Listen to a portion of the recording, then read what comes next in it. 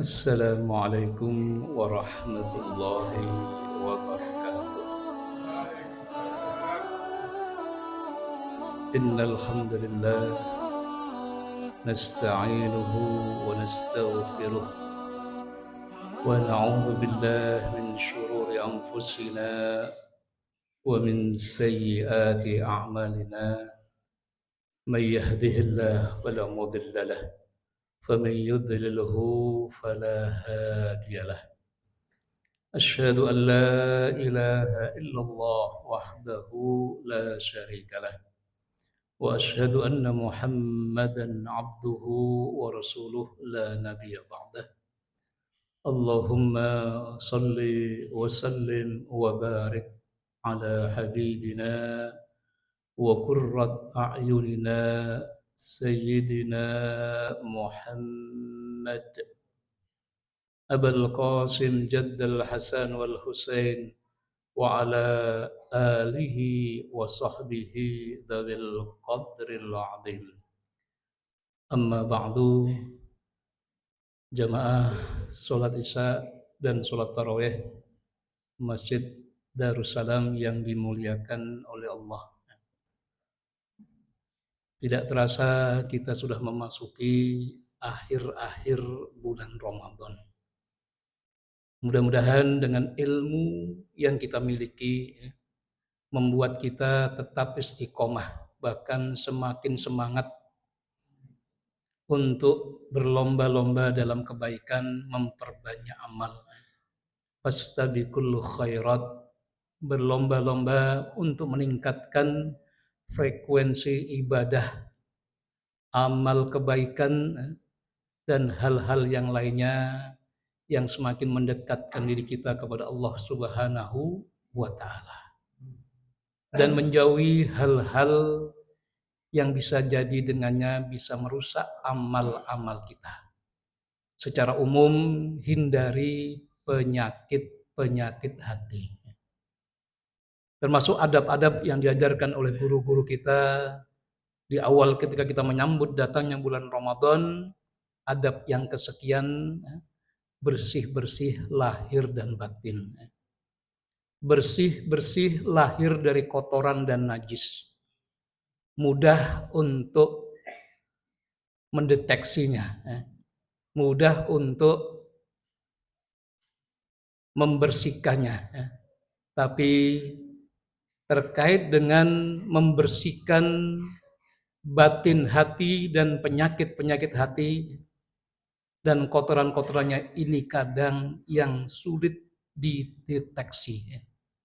Mudah-mudahan dengan ilmu yang kita miliki malam hari ini, Al-Fakir mengingatkan khususnya untuk diri kami sendiri, hindari hal-hal yang bisa merusak amal-amal ibadah kita.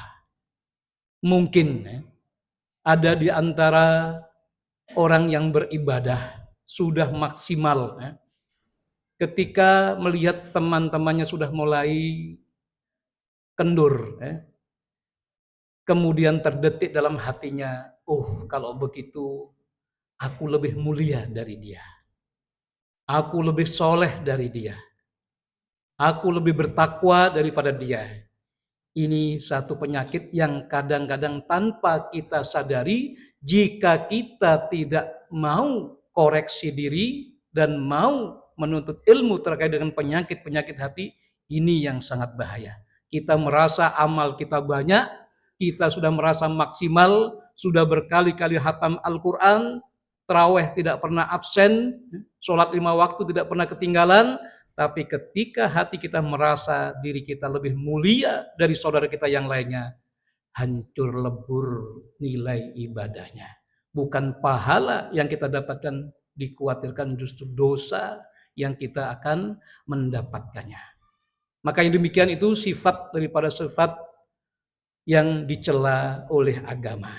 Merasa diri kita lebih mulia, ini termasuk sifat ujub.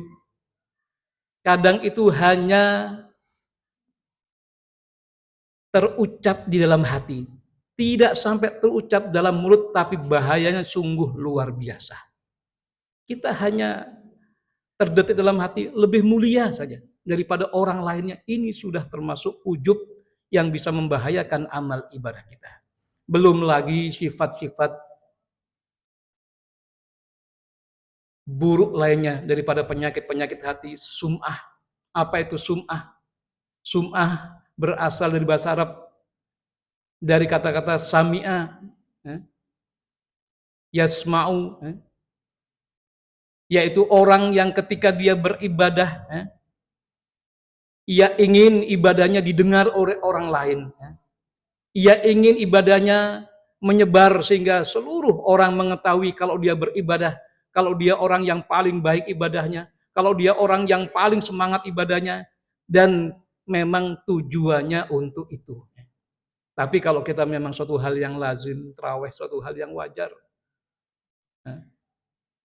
kewajiban sholat waktu berjamaah suatu hal yang wajar, kewajiban. Kalau kemudian kok didengar masuk koran, nggak ada gambar kita sholat tarawih berjamaah, kemudian didengar oleh seluruh penduduk Bontang kita sholat berjamaah, dan tujuan kita bukan untuk sum'ah, bukan untuk mencari pujian orang, maka yang demikian tidak mengapa.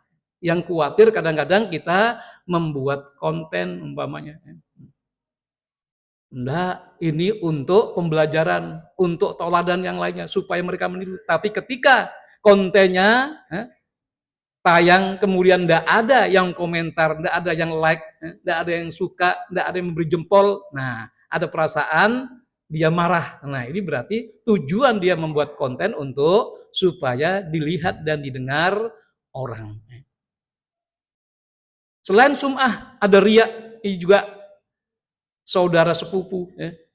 Kalau riya dari kata ro'a, dia beribadah, dia berbuat kebaikan, dia bersedekah, supaya dilihat orang. Kalau tidak ada orang yang melihat, dia tidak semangat. Maaf umpamanya.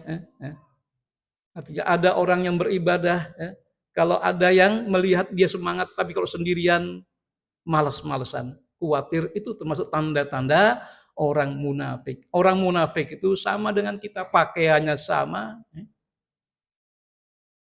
Tapi kalau dia sendirian, dia jauh dari Allah. Dia tidak berzikir, dia tidak beramal soleh, tapi kalau ada yang melihat, seolah-olah dialah orang yang paling dermawannya, dialah orang yang paling solehnya, dialah orang yang paling banyak amalnya.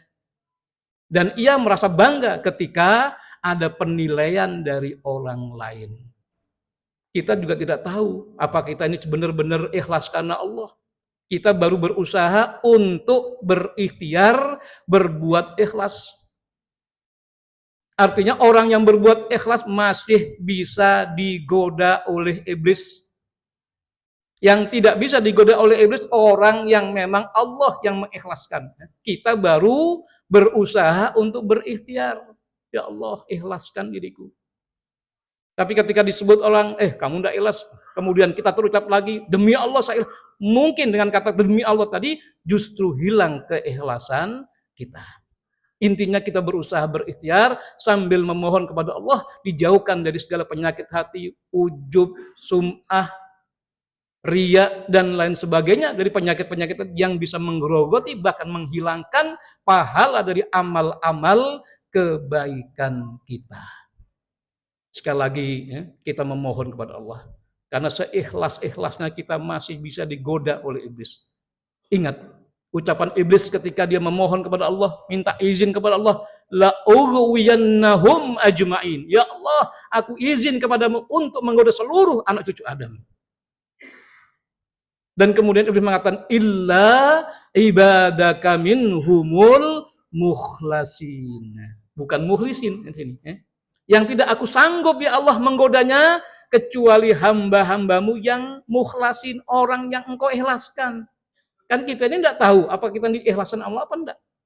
Kita baru berusaha untuk ikhlas. Tapi berdoa kepada Allah, Allah mudah-mudahan engkau mengikhlaskan kami, maka orang yang Allah yang mengikhlaskan tidak akan iblis mampu menggodanya. Tapi kalau kita baru berusaha untuk ikhlas, iblis masih akan mencari celah kelemahan kita. Kita sudah berbuat, alhamdulillah. Iblis dulu menggoda kita, jangan taraweh. tapi kita menang, kita traweh, kemudian iblis tidak putus asa, dia menggoda lagi, supaya bagaimana trawehnya tidak diterima oleh Allah, maka ia akan menggoda dari sisi lain supaya dia tidak ikhlas dan lain sebagainya. Maka di samping kita berusaha untuk ikhlas, sambil bersih-bersih hati tadi, memohon kepada Allah. Ada satu doa yang sangat indah. Ada yang mengatakan ini dari Rasulullah SAW, tapi saya mengatakan ini saya dapatkan dari guru kami.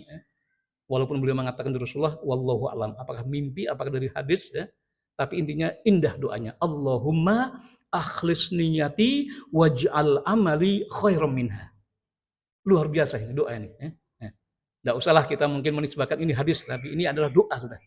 Ya Allah, ikhlaskan niatku. Maka ini saya ijazahkan kepada hadirin semua yang hadir di Masjid Darussalam malam hari ini, amalkan doa ini untuk setiap aktivitas baik kita. Allahumma akhlis niyati. Ya Allah, ikhlaskan niatku. Karena memang zat yang mampu mengikhlaskan dan satu-satunya yang berhak prerogatif mengikhlaskan hanya Allah. Kita hanya berusaha. Allahumma akhlis niyati waj'al amali khairum minha. Dan ketika aku nanti beramal, yang pertama kan kita mengikhlaskan dulu baru beramal, maka orang yang beramal dengan keikhlasan maka pahalanya lebih baik daripada sekedar orang berniat.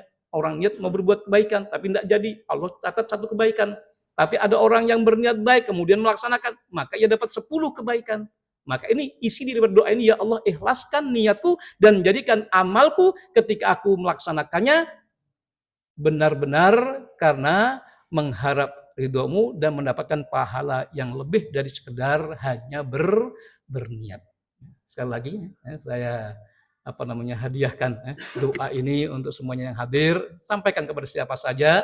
Allahumma akhlis niyati waj'al amali khairum minha. Ya Allah ikhlaskan niatku dan jadikan amalku ketika sudah aku berbuat lebih baik daripada sekedar niat ikhlasku. Karena orang berniat saja dan ikhlas hanya dapat 1 pahala kalau dia tidak jadi melakukan. Tapi orang yang ikhlas kemudian melakukan perbuatan baik tadi, maka Allah akan mengganjar minimal 10 kebaikan. Maka doa ini amalkan ketika kita keluar mau kerja. Allahumma akhlis niyati waj'al amali khairum minha. Mau sholat juga bagus. Allahumma akhlis niyati waj'al amali khairum minha. Mudah-mudahan Allah jaga kita semuanya. Allah beri hidayah kita semuanya sehingga kita benar-benar dapat menuntaskan Ramadan dengan semaksimal mungkin. Dan kita terus berharap kembali seusai Ramadan berdoa kembali sebagaimana ulama-ulama salaf dahulu ketika selesai Ramadan mereka 6 bulan mengangkat tangan. Apa doanya kembali? Ya Allah pertemukan kembali lagi dengan Ramadan. Wabillahi taufiq wal hidayah wal inayah. Wassalamualaikum warahmatullahi wabarakatuh.